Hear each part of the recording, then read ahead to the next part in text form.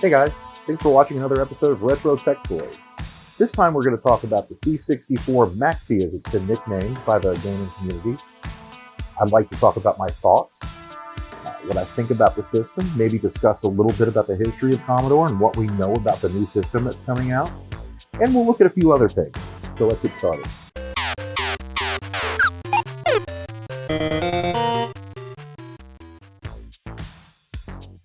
From the earlier machines like the PET and VIC-20 to the ever-popular C64 and 128 systems, Commodore is a name that holds a special place in the hearts of retro and modern gamers alike.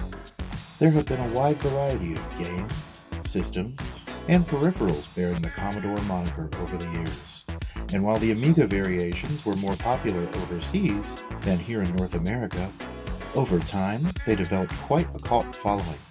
Collectors and modern computer enthusiasts alike adore these now primitive, obsolete machines. But even through the evolution of the Commodore brand, their most popular computer continues to be the Commodore 64. Boasting 64K of system memory, it certainly doesn't sound like much of a device today, but believe it or not, the little home computer that could refuses to fade away. There are even reports of a Commodore 64 being used to this day to run an auto repair shop. And while BASIC is a rudimentary programming environment by today's standards, enthusiasts continue to use it to create original homebrew games and utilities. Thankfully, we live in an era that is ruled by nostalgia. We long for the same comforts that we had growing up, and even younger generations have become curious about the computers that started it all. Recently, a daring company by the name of Retro Games released the C64 Mini, a tiny reproduction of the original Commodore 64, not unlike the NES Classic Mini. Boasting 64 games, and with later updates, the ability to add your own games to a USB thumb drive, the C64 Mini quickly became a hit.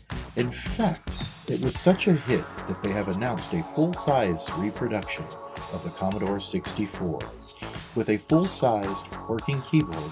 Unlike the Mini, which had a non-functional keyboard, the C64 Maxi, the console's unofficial nickname, is sure to be an even bigger hit than its tiny predecessor. Currently, full specifications are unknown, but the C64 Maxi is due to launch overseas by December of this year. It is currently unknown when it will launch in North America, but with the success of the Mini, it shouldn't be far behind the rest of the world.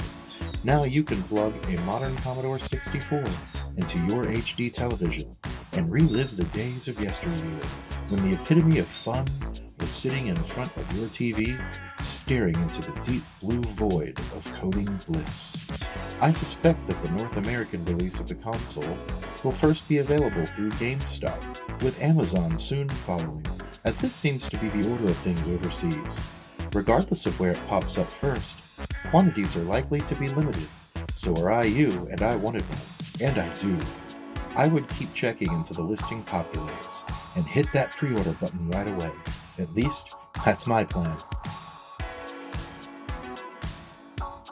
Now, what are my thoughts about the C64 Maxi?